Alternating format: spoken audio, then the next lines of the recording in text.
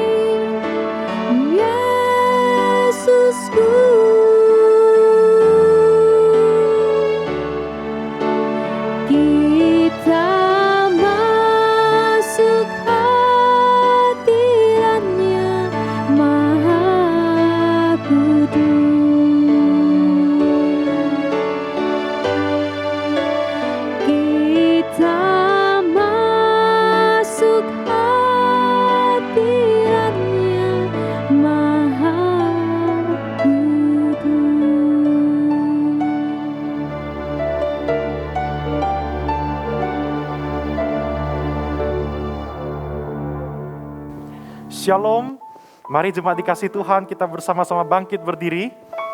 Kita akan kembali datang beribadah kepada Tuhan pada hari ini, di minggu Advent yang pertama. Saudara, mari kita boleh datang dengan kerinduan di hadapan Tuhan, dengan sukacita. Kita mengingat segala kebaikan Tuhan dalam hidup kita. Dan mari saat ini saudara, kita boleh tanggalkan juga berbagai kegiatan kita sejenak, sehingga kita benar-benar bisa fokus beribadah kepada Tuhan. Baik saudara, mari kita arahkan hati pikiran kita kepada Tuhan. Ibadah ini kita mulai oleh pertolongan Allah Bapa, Putra, dan Roh Kudus. Kiranya kasih karunia dan damai sejahtera dari Tuhan yang menciptakan langit dan bumi boleh memimpin setiap kita, memimpin jalannya ibadah ini dari awal, pertengahan, hingga akhirnya. Amin. 我们看到神怎样恩待祝福了我们。 Kita merasakan betapa besar dan anugerah Tuhan yang telah memilih hidup kita. 我们看到上帝怎么样创造宇宙万物以及我们人类。 Tuhan telah menciptakan langit dan bumi beserta manusia. 他是有权柄、有能力，是万主之主、万王之王。 Dia penuh kuasa, penuh anugerah dan adalah raja di atas segala raja. 我们的主是真伟大的。 Tuhan kita adalah Tuhan yang begitu besar.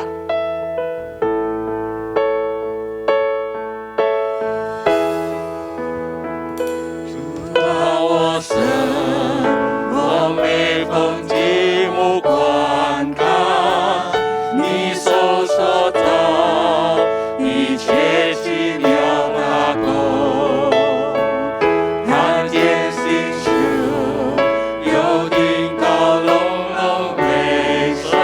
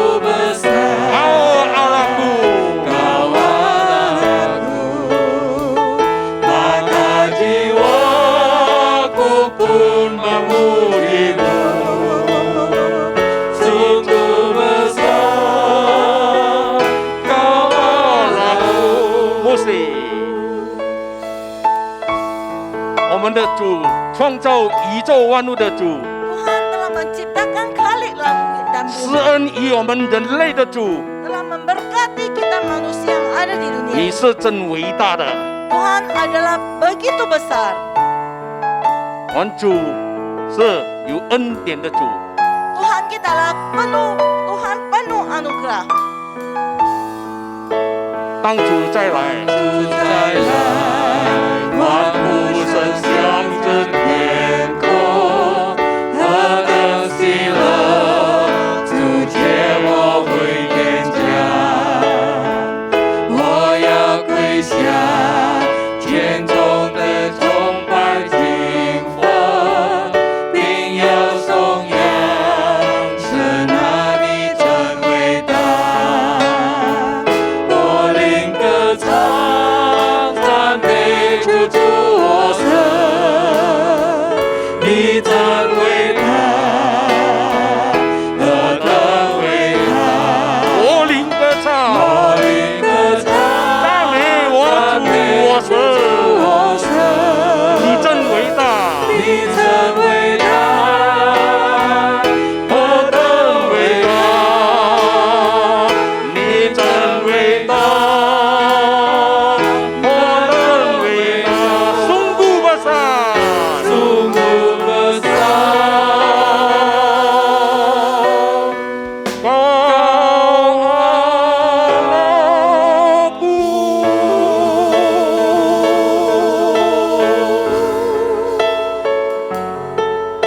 Karena kemuliaan sampai ke hadirat Tuhan.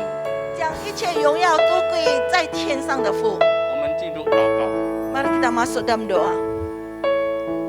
我们真伟大的主啊， Tuhan kita yang begitu agung dan 我们 besar. 感谢你，我们赞美你， Sekali lagi kami ucapkan terima kasih dan kami ingin memuji 因 namamu. 为你已经怜悯看顾保守了我们， Karena Tuhan telah memberkati kami dan memelihara kami. 让我们有今天可以回到主你的家、你的殿。 Sehingga pada hari ini kami kembali lagi ke hadapanmu dan kembali ke rumahmu. 我们可以敬拜，我们可以侍奉你， Sekali lagi kami mempunyai kesempatan untuk menyembah 我 namamu. 们要朝见主你， Sekali lagi kami ingin menghadap kepadamu Tuhan. 让主你居首位， Kiranya Tuhan yang di tempat yang agung 掌管我们每一个人的心， menguasai semua hati kami. 让我们用心灵陈设来敬拜我们的主。 Kiranya kami menyembah namamu dengan hati yang bersujud di 你 hadapan. 悦纳我们的敬拜与侍奉， Terimalah segala pelayanan kami dan juga penyembahan kami.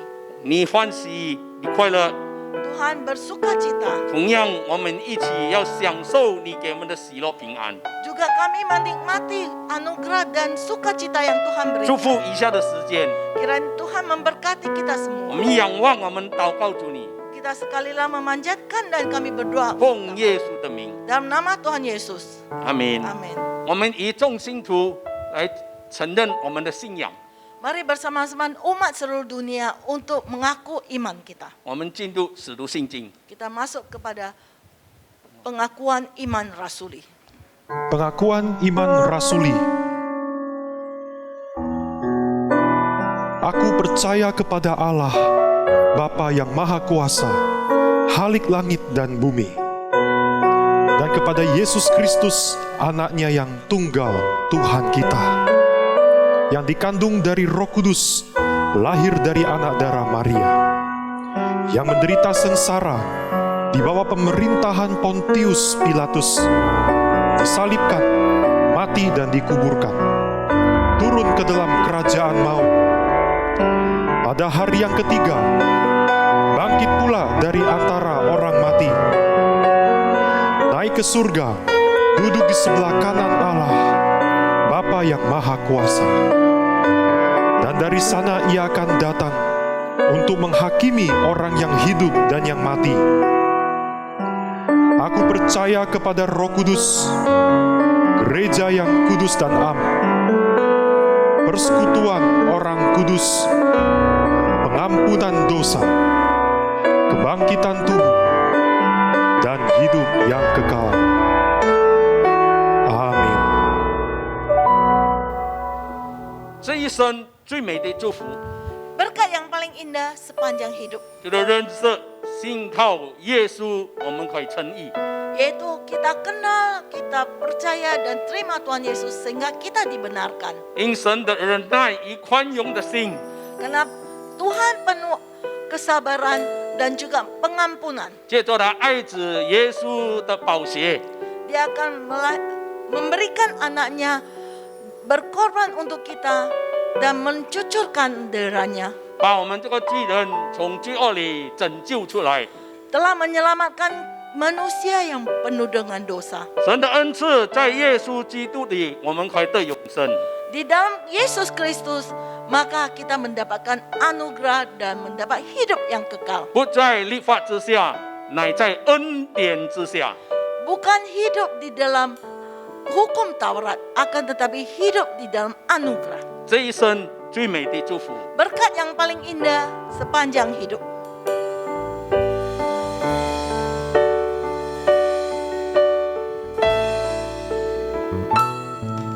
在无数的黑夜里，我要星星画出你，你的恩典如晨星，让我真实的见到你。在我的歌声里，我用音符赞美你，你的美好是我今生荣耀的。 这一生最美的祝福， 这一生最美的祝福， 就是能认识主耶稣。 就是能认识主耶稣。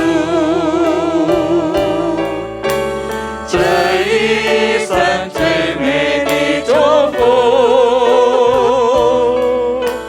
就是能信靠主耶稣。 我在高山深谷，他会伴我同行。我知道这是最美的祝福。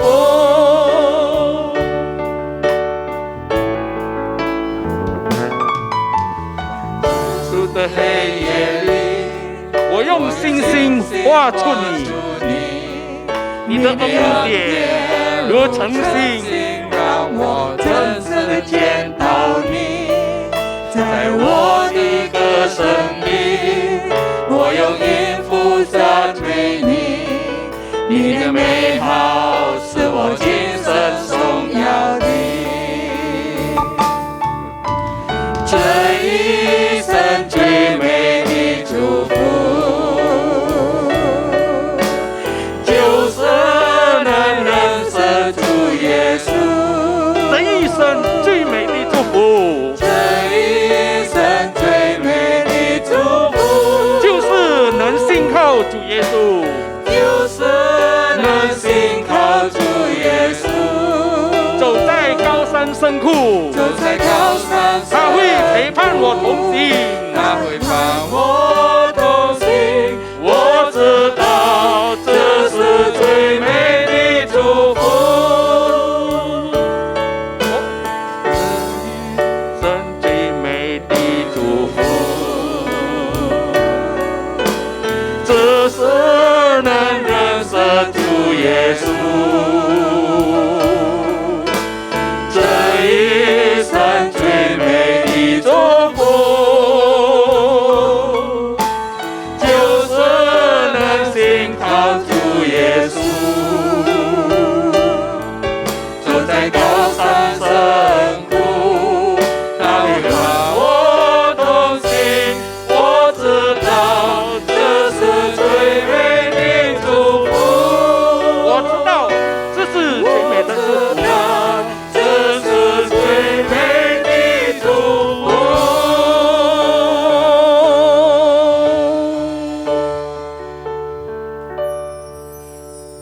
感谢主的恩典， Puji syukur kepada Tuhan. 让我们有口可以赞美他。 Kita mempunyai mulut dapat memanjatkan 让我们在 puji-pujian 唱 untuk 诗 Dia. 赞美主的时候， Pada saat kita menyanyi puji-pujian untuk 我们 Tuhan, 身心灵得着了滋润，得着了帮助。 hati kita sekali lagi dilembutkan dan juga dikuatkan. 让主给我们能力，奔跑我们前面生活道路。 Kiranya Tuhan memberi kekuatan untuk jalan hidup ke depan. 纵然有许多的困境， Walaupun banyak liku-liku hidup kita, 但是我们靠主，更是主的能力、主的话语帮助引导我们。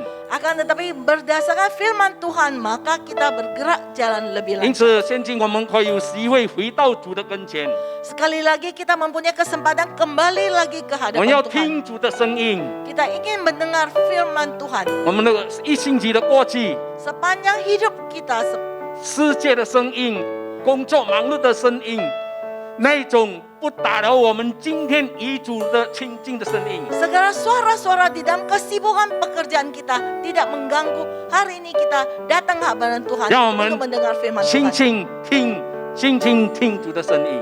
Kiranya dengan perlahan-lahan kita mendengar suara Tuhan. 轻轻听，我要轻轻听，我要侧耳听我主声音。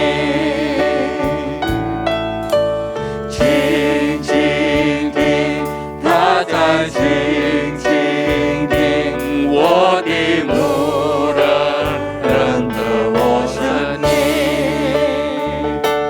他是大牧者，生命的主宰，我一生只听随主声音。你是大牧者，生命的主宰，我的牧人认得我声音。 Dengarlah, Dengarlah, ku mau mendengar, ku mau dengar suara Tuhanku. dengarlah. Dia mau mendengar. Dia mau Gembalaku kenal suaraku. Gembalaku kenal suaraku.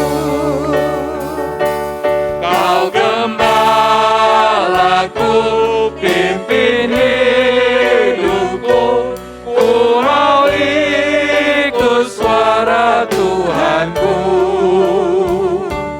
Kau gembalaku, pimpin hidupku, gembalaku kenal suaraku. 轻轻听，轻轻听，我要轻轻听，我要侧耳听我主声音。轻轻听，他在轻轻听，我的牧人牧认得我的声音。我声音。你是大牧者，生命的主宰，我一生只追随主声音。你是大牧者，生命的主宰，我的牧人认得我声音。 Kau gembalaku. Kau gembalaku, pimpin hidupku, ku mau ikut suara Tuhanku. Kau gembalaku, pimpin hidupku, gembalaku kenal suaraku. Kau gembalaku. Kau gembalaku, pimpin hidupku, ku mau ikut suara Tuhanku. Kau gembalaku, pimpin hidupku, gembalaku kenal suaraku. Gembalaku kenal suaraku. Gembalaku kenal suaraku.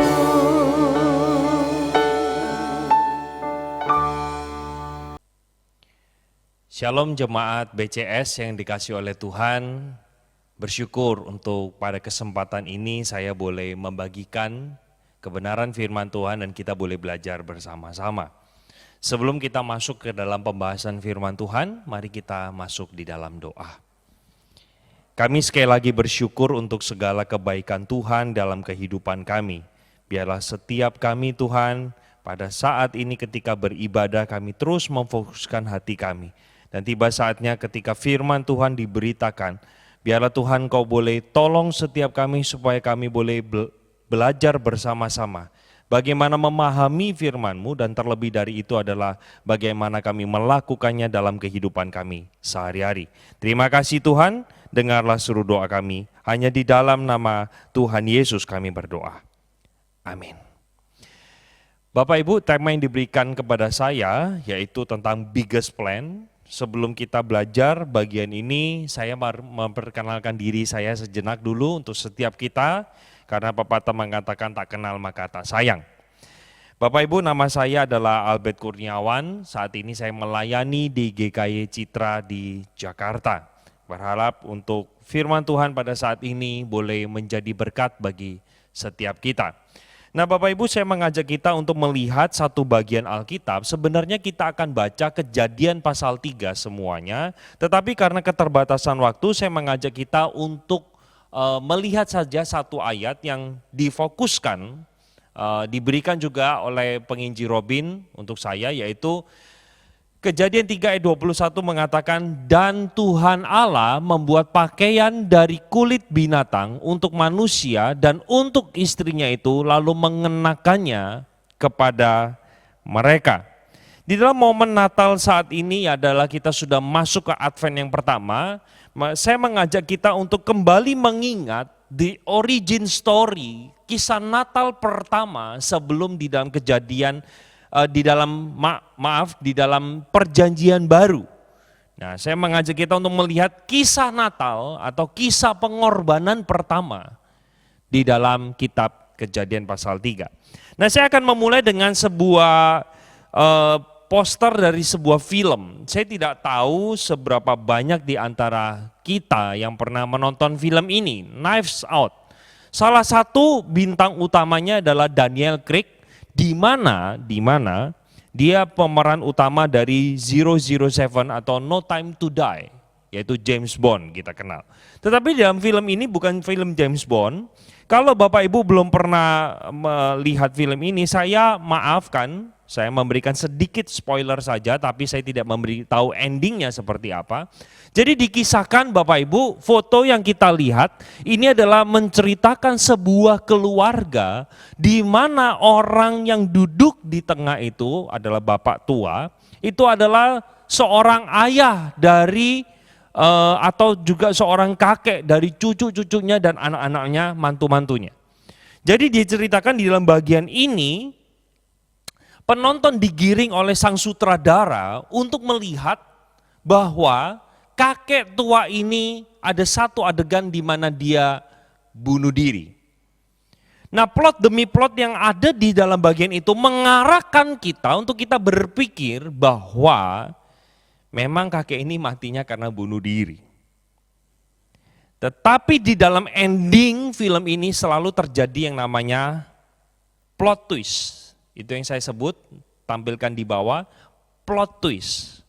Plot twist inilah yang menjadi sebuah kesenian atau sebuah kreativitas yang akhirnya membawa kita pencinta film untuk terkaget dengan ending yang diberikan oleh sang sutradara.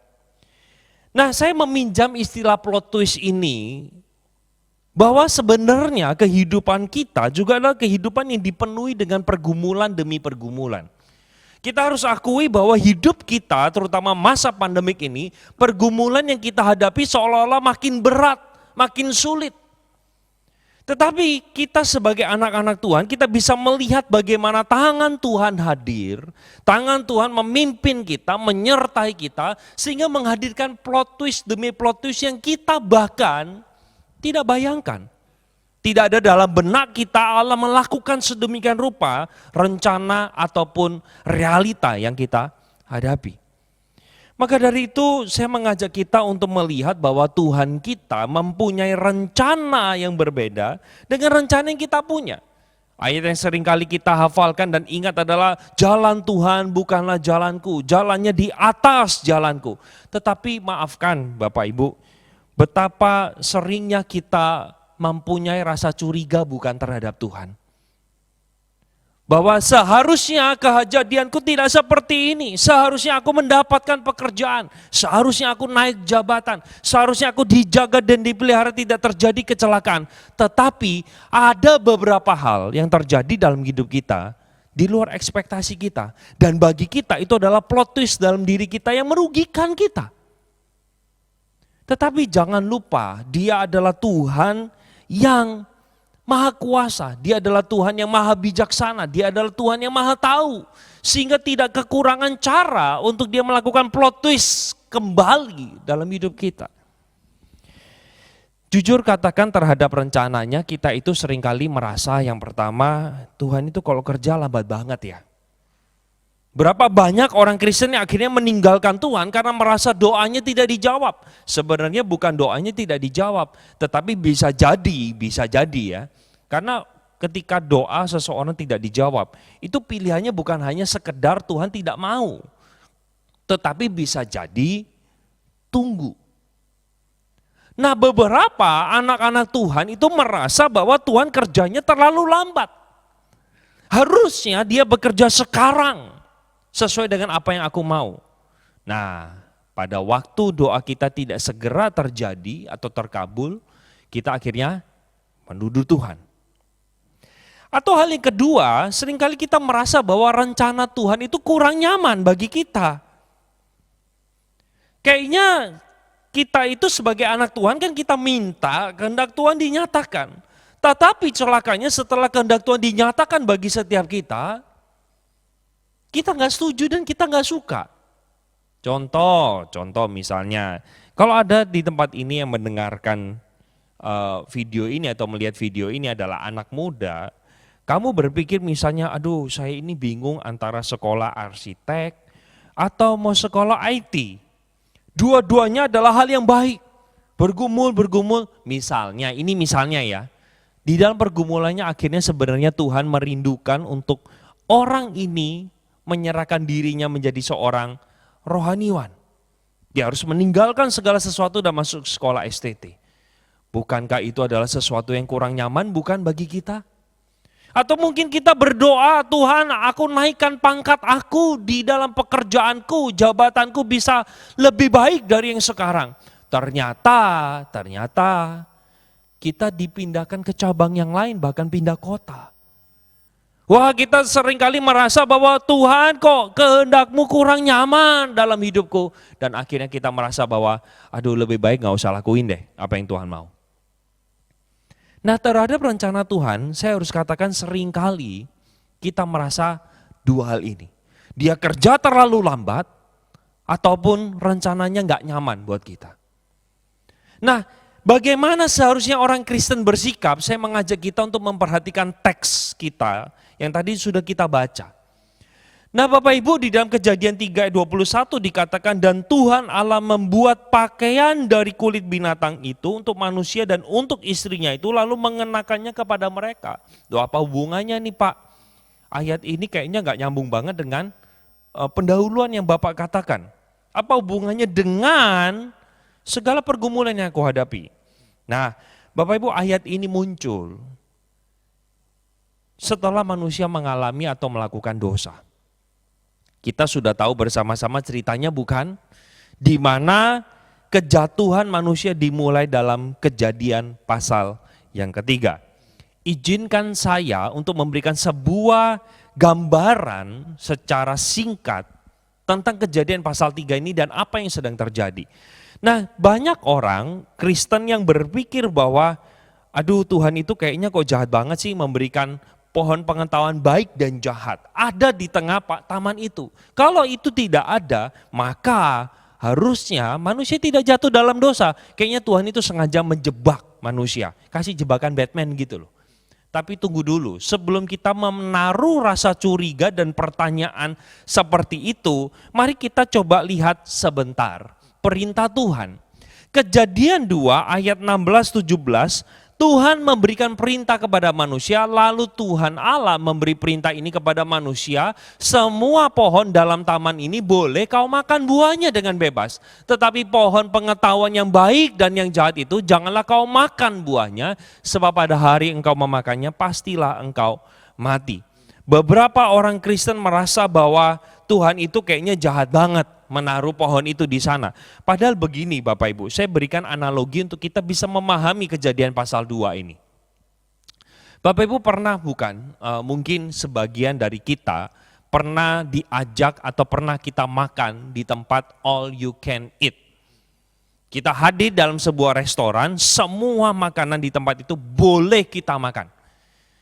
Mudahkah bagi kita kalau misalnya saya katakan begini, saya traktir kamu di makanan all you can eat, semua boleh makan, cuma satu yang gak boleh, yaitu nasi putih. Gampang atau susah? Menurut saya tidak terlalu susah, karena ada pengganti nasi putih. Ada misalnya mungkin mie, ada nasi goreng, ada bihun goreng, ada bakso, ada makanan lainnya, pengganti nasi putih. Sehingga ketika saya tidak makan nasi putih itu tidak menjadi soal. Bapak Ibu nangkap ya sekarang? Bahwa perintah yang saya berikan jangan makan nasi putih, yang lain kamu boleh. Dan itulah yang sebenarnya terjadi dengan Adam dan Hawa. Seluruh pohon dalam taman ini boleh kamu makan dengan bebas. Dengan bebas all you can eat. Terserah. Cuma pohon pengetahuan baik dan jahat. Tidak boleh engkau memakannya. Bapak Ibu bisa lihat di dalam ayat yang saya tunjukkan di bawah, bagaimana iblis itu memberikan sebuah manipulasi. Perhatikan ya, bandingkan ayat yang saya kasih garis putih dengan ayat yang saya kasih garis kuning. Bedanya ada di mana? Perhatikan perkataan iblis. Buah pohon-pohonan dalam taman ini boleh kami makan, tetapi tentang buah pohon yang ada di tengah-tengah taman itu Allah berfirman, jangan kamu makan atau rabah buah itu nanti kamu mati. Nah kita bisa lihat bersama-sama di dalam bagian ini bahwa iblis sengaja menambahkan satu kata di sana, yaitu jangan kamu rabah, nanti kamu mati. Nah kita bisa lihat sama-sama Bapak Ibu bahwa bagaimana tipu muslihat iblis dilanjutkan di dalam ayat yang keempat, dia mengatakan sekali-kali kamu tidak akan mati. Jadi iblis itu menaruh satu curiga kepada manusia, kamu tahu gak sih kenapa kok Tuhan tidak mengizinkan kamu itu makan buah itu. Nah iblis memberikan sebuah isu bahwa kalau kamu makan, kamu akan setara dengan Allah. Apa isu yang mau disampaikan oleh iblis ini? Kamu tahu gak sih Tuhan kenapa larang kamu makan? Karena Tuhan takut tersaingi. Karena Tuhan takut kalau kamu menyamai mereka. Kalau mereka sudah disamai, berarti mereka tersaingi, mereka bisa digantikan oleh kalian, kurang lebih seperti itu. Bapak Ibu, pada waktu iblis itu menambahkan kata firman Tuhan, yaitu kamu rabah buah itu, dia ingin tahu respon daripada manusia itu seperti apa. Ternyata respon dari perempuan itu, dia melihat bahwa ular ini melihat bagaimana perempuan itu tidak menguasai apa yang Tuhan sudah katakan di dalam Kejadian pasal yang kedua. Perempuan itu akhirnya memilih untuk memakan itu bersama dengan suaminya. Dan dia menaruh satu curiga dengan Tuhan bahwa, wah Tuhan ini takut disaingi. Dan akhirnya kita tahu cerita berikutnya, mereka takut, mereka sembunyi karena mendengarkan langkah itu masuk, yaitu Tuhan. Saya mau tanya Bapak Ibu, sekarang coba tempatkan posisi kita sebagai Tuhan. Sebagai Tuhan ya. Diberikan sebuah perintah yang tidak sulit, mudah untuk dilakukan. Kamu boleh makan semua, cuma satu yang gak boleh. Lalu ditambah yang kedua, manusia sudah mulai taruh curiga dengan kita. Dengan kita yang adalah Tuhan. Nah, kira-kira Bapak Ibu, kira-kira kalau kita punya pilihan sebagai Tuhan, opsi apa sih yang kita mau ambil kepada Adam dan Hawa? Opsi yang pertama, saya kira kemungkinan yang pertama adalah kita matikan kehendak manusia dan bikin manusia itu taat penuh. Jadi dia tidak punya lagi kehendak bebas. Jadi manusianya tetap ada nih, Adam dan Hawa tetap ada, mereka tidak dibuang, mereka tidak dilenyapkan, tapi kita matikan kehendak bebasnya. Sehingga mereka bisa taat sepenuhnya untuk kita sebagai Tuhan. Betul apa enggak? Saya kira kita punya pemikiran ini, imajinasi ini, kalau kita sebagai Tuhan. Atau opsi kita yang kedua adalah kita buang manusianya, lenyapkan aja. Ini manusia nggak ada guna, dikasih perintah yang sederhana tidak bisa lakukan, udah kita ganti dengan makhluk lain. Kalau pilihan pertama, manusia tidak dihilangkan, tapi kehendak bebasnya kita matikan. Atau pilihan yang kedua, kita buang manusia, ganti makhluk lain. Kita pilih yang mana? Nah, mungkin sebagian pilih nomor 1 aja, kayaknya nomor 2 kejam banget. Atau sebagian yang mungkin jengkel, lihat perintah sederhana aja kita tidak bisa lakukan, manusia tidak bisa lakukan, udah nomor 2 aja. Oh, saya kira kita akan terpecah ke dalam 2 hal ini, bukan pilihan kita. Mungkin kita yang ada sebagai bos akan mudah untuk melakukan nomor 2. Kamu sebagai karyawan dikasih perintah yang sederhana saja kamu tidak bisa lakukan, pecat ganti orang. Kan begitu. Tapi orang yang mungkin punya belas kasihan nggak tega untuk pecat, udah matikan aja kehendak manusia. Nah, disinilah Bapak Ibu terjadi yang saya sebut sebagai plot twistnya. Di mana Tuhan nggak pilih dua-duanya, tapi Tuhan memilih untuk mengampuni dan mengasihi manusia. Ini adalah plan yang Tuhan sudah rancang dalam hidup kita.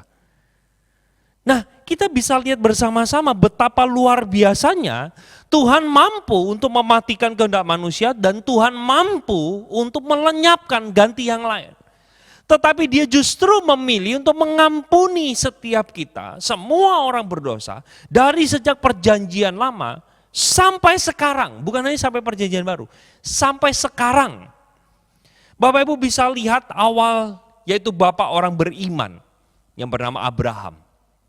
Jadi dipanggil untuk keluar dari Ur Kasdim dengan sebuah janji, keturunanmu akan seperti banyaknya bintang di langit dan pasir di lautan. Oh, mengingat atau memegang janji Tuhan itulah dengan mantap Abraham pergi. Tanda-tandanya mulai makin jelas bahwa lewat Sarah engkau akan melahirkan sebuah bangsa yang besar. Bapak Ibu bisa lihat sendiri bukan kisah Abraham, dia menipu seorang raja 2 kali. Hanya demi dia menyelamatkan dirinya. Wow, bapak orang beriman, lakukan itu. Ditambah lagi dia tidak percaya terhadap janji Tuhan, kayaknya bukan dari Sarah deh. Coba hampiri Hagar. Itu suara masukan dari Sarah bukan? Akhirnya dia melakukan hubungan suami istri dengan Hagar, mengandunglah dia sehingga dia punya anak Ismail. Teman-teman, Bapak Ibu sekalian, kalau kita jadi Tuhan, apa rasanya? Aduh, kamu ini susah banget sih percaya sama aku, betul? Tapi apakah Tuhan melenyapkan Abraham? Tidak. Tuhan memberikan pengampunan. Tuhan tetap memakai dia menjadi alat. Kita lihat berikutnya, coba Musa. Musa juga seorang yang gagal percaya bahwa Tuhan sanggup membebaskan Israel dari Mesir. 5 kali bolak-balik tektokan antara Musa dengan Tuhan ketika Tuhan memanggil dia untuk menjadi alat. Sampai Tuhan itu menjadi marah, dikatakan di dalam Keluaran pasal yang keempat. Karena engkau tidak percaya kepadaku. Ini menarik. Karena rupanya Tuhan bukan membuang Musa ganti yang lain, tetapi Tuhan tetap pakai Musa untuk membebaskan Israel dari perbudakan Mesir. Padahal Tuhan punya pilihan untuk mengabaikan dan meninggalkan. Kita lihat sama-sama yang berikutnya, kisah perjanjian lama. Yunus dipanggil untuk ke Niniwe, untuk bisa memberitakan berita keselamatan bagi orang-orang yang belum percaya di sana. Kita tahu bersama-sama, misalnya dia harusnya ke barat, dia pilih ke timur, artinya bertolak belakang. Dia punya alasan, Yunus punya alasan. Karena Niniwe adalah bangsa yang jahat, bangsa yang keji, bangsa yang kejam. Kalau Allah mengampuninya, kayaknya nggak fair. Maka dari itu Bapak Ibu, Yunus memilih untuk meninggalkan. Pertanyaan saya, kalau kita jadi Tuhan, emang opsi kita cuma satu-satunya harus pakai Yunus? Jawabannya enggak, bukan? Kita bisa pilih yang lain. Kita punya opsi yang lain untuk pakai orang yang lebih berguna. Tapi Tuhan tidak. Bahkan Tuhan dikatakan Tuhan menyelamatkan Yunus dari amukan gelombang dengan cara dimakan oleh ikan. Dan akhirnya dia dibawa, dituntun sampai ke Niniwe dengan kendaraannya adalah ikan bukan kapal. Kita lihat yang berikutnya di dalam toko perjanjian baru bagaimana seorang rasul yang bernama Petrus. Orang the inner circle dari Tuhan Yesus di antara 12 murid, dia masuk ke dalam inner circle-nya Yesus yaitu 3 murid yang paling dekat. Yaitu Petrus, Yohanes, dan Yakobus. Di antara inner circle inilah hanya satu-satunya dicatat Petrus yang menyangkal Yesus 3 kali, yang lain menyangkal juga tapi sekali. Tapi Petrus menyangkal sampai 3 kali, dia menyangkal, dia bersumpah, dan dia mengutuk bahwa dia tidak kenal Yesus. Orang yang seperti ini harusnya diapain? Ditinggalkan? Buang ganti yang lain? Yesus punya opsi itu. Tetapi Yohanes pasal 21 mengatakan, "Hai Simon anak Yohanes, apakah engkau mengasihi aku?" Saya ingin menutup khotbah saya untuk kita melihat bagaimana apa yang aplikasi yang kita lakukan. Yang pertama, yuk kita belajar sama-sama. Mengikuti rencana Tuhan yang kelihatannya gak enak buat kita. Tetapi Tuhan yang kita sembah, yang Tuhan yang kita ikuti adalah Tuhan yang punya kuasa untuk bisa memberikan plot twist demi plot twist dalam hidup kita. Bagian kita hanyalah percaya pada rencana Dia. Kalau kita punya plan B, Tuhan itu tidak pernah punya plan B, Dia selalu plan A-nya berjalan dengan baik. Cuma pertanyaannya, percayakah engkau kepada Dia? Maukah kita bersandar kepada Dia? Waktu saya mempersiapkan bagian ini, saya jadi teringat sebuah lagu yang mengatakan, saat ku tak melihat jalanmu, saat ku tak mengerti rencanamu, namun tetap ku pegang janjimu. Bapak Ibu, pada waktu kita gak lihat jalan Tuhan, pada waktu kita gak bisa merasakan kehadiran tangannya, maukah kita masih percaya kepada Dia? Saya selalu di tengah kondisi yang down sekalipun, iman saya tidak menjadi goyah karena saya yakin kasih Tuhan itu sudah tercermin. Bukan dari pertolongannya dalam pergumulan saya, bukan. Tetapi puncaknya pada kisah salib itu. Kematian Dia di atas kayu salib adalah plot twist terbesar. Bagaimana manusia menganggap Dia kalah, tetapi justru itulah kemenangan.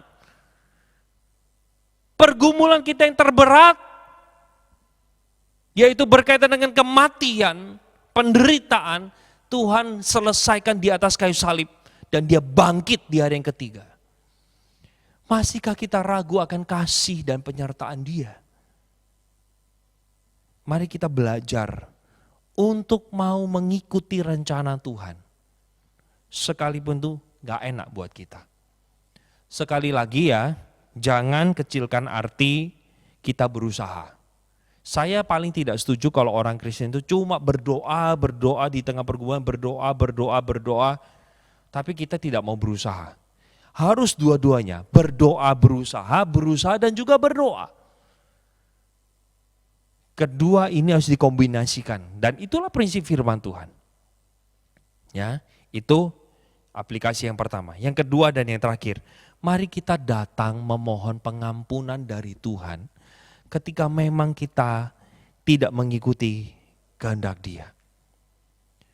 Tuhan senantiasa membuka tangannya bagi setiap kita untuk memberikan pengampunan dan pemulihan. Pertanyaannya, maukah kita datang kepada Dia? Mari kita masuk dalam doa. Terima kasih Tuhan untuk kesempatan pada saat ini kami boleh bersama-sama belajar akan kebenaran firman-Mu. Biarlah firman ini boleh termeterai di dalam hati setiap kami. Hamba-Mu sudah berhenti berbicara, tetapi Tuhan terus bekerja di dalam hati dan pikiran kami. Terima kasih Tuhan, bekerjalah di tengah-tengah kami. Hanya di dalam nama Tuhan Yesus kami berdoa. Amin. Tuhan Yesus memberkati kita.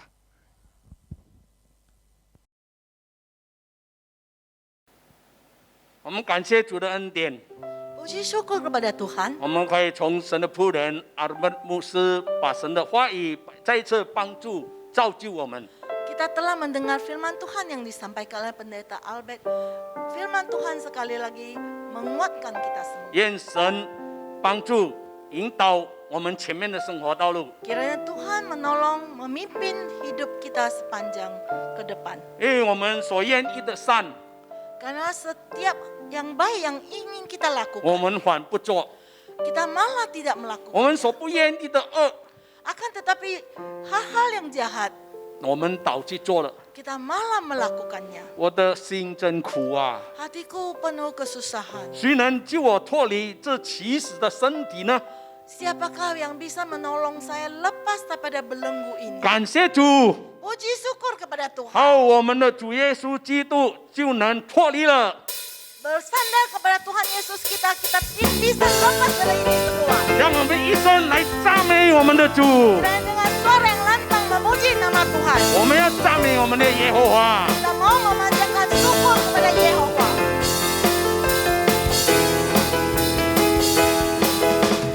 我要赞美耶和华，我的心啊，你要赞美他。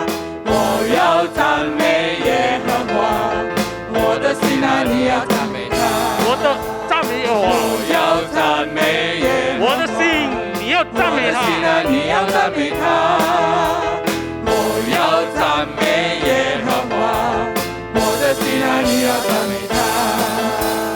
一生要赞美耶和华，我还活的时候要歌颂我的神。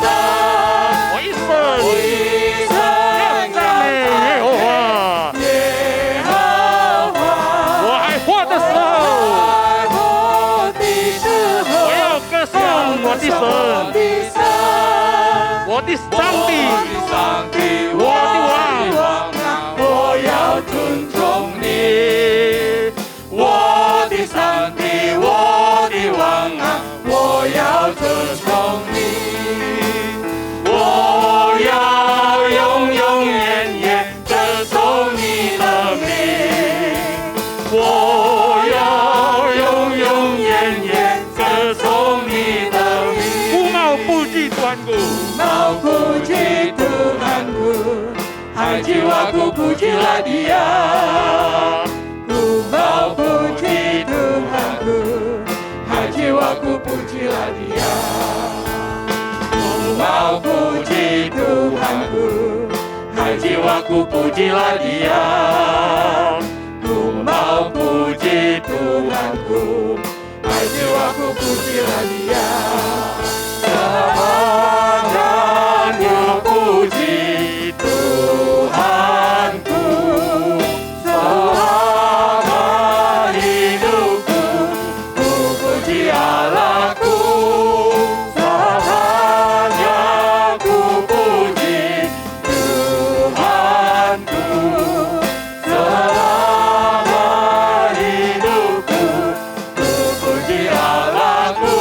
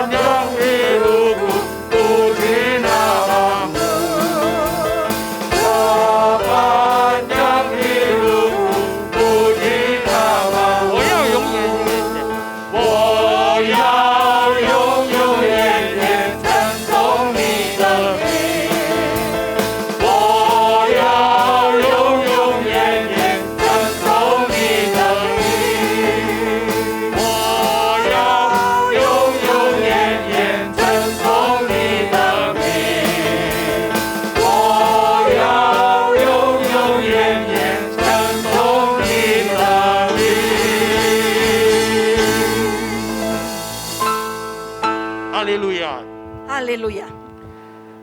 Haleluya. Saudara, mari bersama-sama kita tetap bangkit berdiri. Kita mau berdoa kepada Tuhan. Kita mau memuji, kita bersyukur atas kebaikan-kebaikan Tuhan. Anugerah Tuhan yang terbesar dalam kehidupan setiap kita. Bapa dalam sorga, tak henti-hentinya kami mau terus mengucap syukur kepadamu. Tak henti-hentinya kami mau tetap terus bernyanyi memuji Engkau, meninggikan nama Engkau. Karena Engkau begitu baik ya Tuhan. Kami orang-orang yang tidak patut diperhatikan.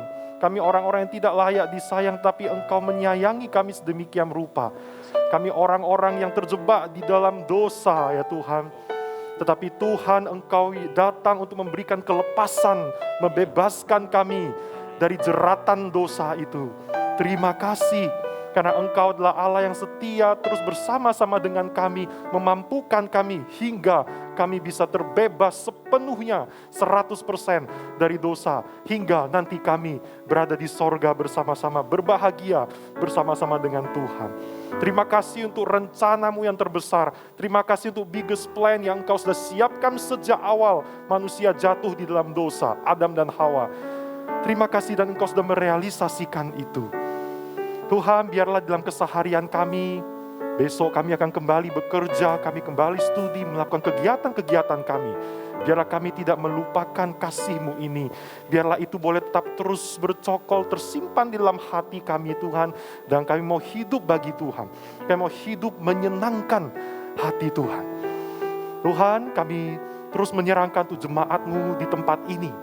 Di dalam setiap pekerjaan yang dilakukan, studi, Tuhan, kira Engkau yang boleh berikan kelancaran, Engkau yang boleh berikan kemudahan, berikan hikmat pada setiap kami dalam mengerjakan, melakukan semuanya.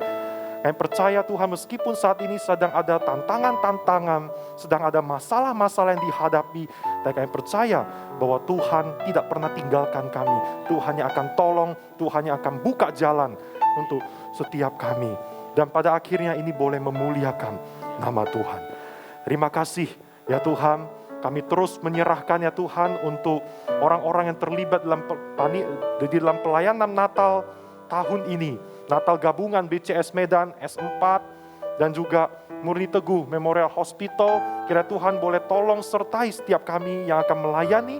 Biarlah sungguh-sungguh kami boleh memberikan terbaik untuk Tuhan. Dan kami serahkan untuk ibadah acara perayaan Natal kami tahun ini. Biarlah sungguh itu boleh membawa berkat, menjadi berkat untuk banyak orang ya Tuhan. Banyak orang yang belum kenal Tuhan boleh percaya kepada Tuhan, boleh bertobat, boleh dipulihkan oleh Tuhan. Terima kasih, kami menyerahkan terus untuk bangsa kami ini. Kami percaya bangsa kami di dalam perlindungan Tuhan. Tuhan berikan hikmat kepada pemerintah dalam menjaga bangsa kami ini dari intoleransi dan juga Engkau jaga dari virus-virus COVID ya Tuhan. Kami sangat rindu tidak ada lonjakan kasus yang hebat lagi ya Tuhan yang ada di Indonesia. Yang percaya Tuhan Engkau yang menjaga, beri hikmat kepada pihak pemerintah, pihak aparat, dan seluruh elemen masyarakat yang ada. Kami terus menyerahkan juga untuk bangsa-bangsa yang ada di luar negeri Tuhan, di Eropa, China, Singapura, Korea Selatan, Malaysia. Di beberapa negara itu sedang terjadi lonjakan kasus COVID yang begitu tinggi, khususnya di Eropa. Tuhan tolong, Tuhan berikan hikmat kepada pemerintah setempat di sana untuk dapat mengendalikan situasi ini. Rumah sakit sudah penuh ya Tuhan. Kiranya Engkau boleh berbelas kasihan, biarlah situasi bisa segera pulih kembali. Orang-orang bisa segera sembuh kembali ya Tuhan. Banyak orang yang boleh divaksin juga di sana. Mohon belas kasihan-Mu ya Tuhan kepada saudara-saudara kami yang ada di luar negeri ya Tuhan. Terima kasih ya Tuhan, dan inilah persembahan kami. Kami persembahkan ke hadirat Tuhan. Kami memberi bukan supaya kami mau mendapatkan berkat, tapi justru karena kami sudah menerima berkat itu dari Tuhan. Kami mengucap syukur, kami memberikan ini untuk perluasan kerajaan Tuhan di muka bumi ini. Terima kasih Tuhan, terpujilah nama-Mu, segala kemuliaan hanya bagi nama-Mu saja. Di dalam nama Tuhan Yesus Kristus bersama-sama kita katakan amin. Mari saudara-saudara kita pujikan doksologi, segala kemuliaan hanya bagi nama Tuhan.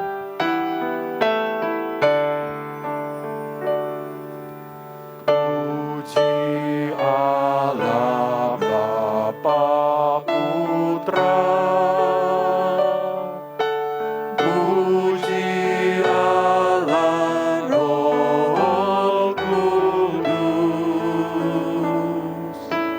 ketiganya yang esa. Pohon selamat, sumber berkat.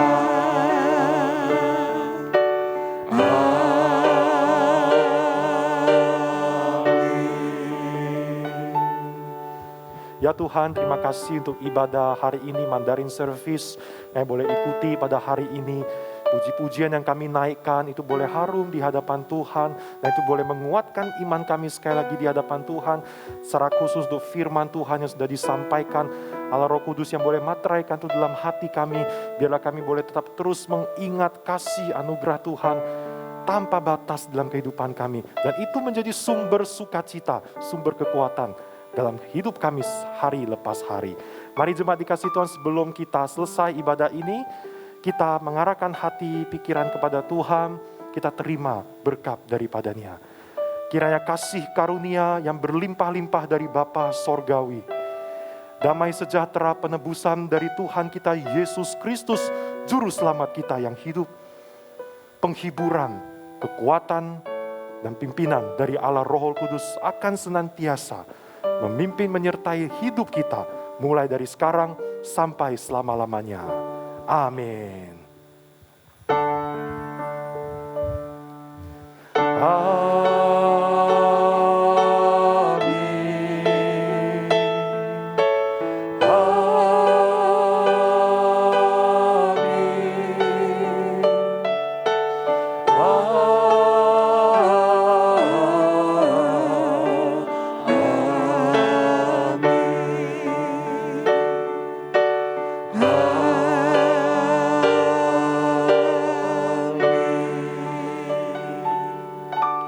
Amin, saudara dipersilakan duduk kembali.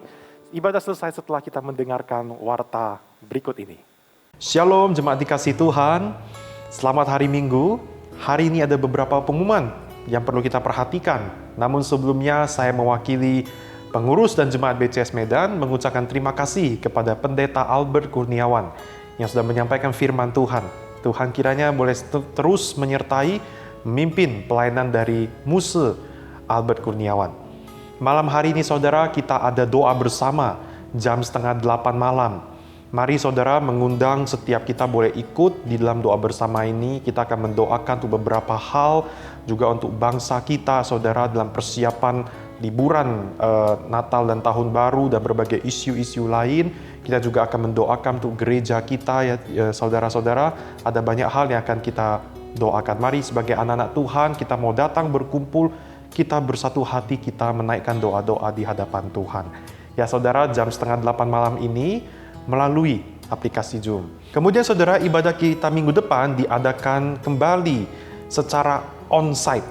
Jadi on-site dan online, live streaming. Nah bagi saudara-saudara, khususnya bagi saudara yang di rumah sulit beribadah kepada Tuhan, mengundang saudara-saudara boleh datang ke gereja beribadah kepada Tuhan. Ya saudara, jam 10:30. Datang tidak terlambat saudara ya. Nah saudara perlu diketahui juga bahwa di dalam ibadah kita minggu depan, di minggu Advent kedua, kita ada perjamuan kudus kembali. Jadi bagi saudara-saudara yang rindu berpartisipasi dalam perjamuan kudus, khususnya bagi saudara yang tidak datang ke gereja, ya kan saudara berhalangan, maka saudara perlu memesan roti dan anggur terlebih dahulu. Saudara bisa memesannya kepada Bapak Asyong di nomor yang tertera di bawah ini. Jadi saudara, mari kita boleh mempersiapkan hati dan pikiran kita untuk menyambut ibadah minggu depan dan perjamuan kudus minggu depan.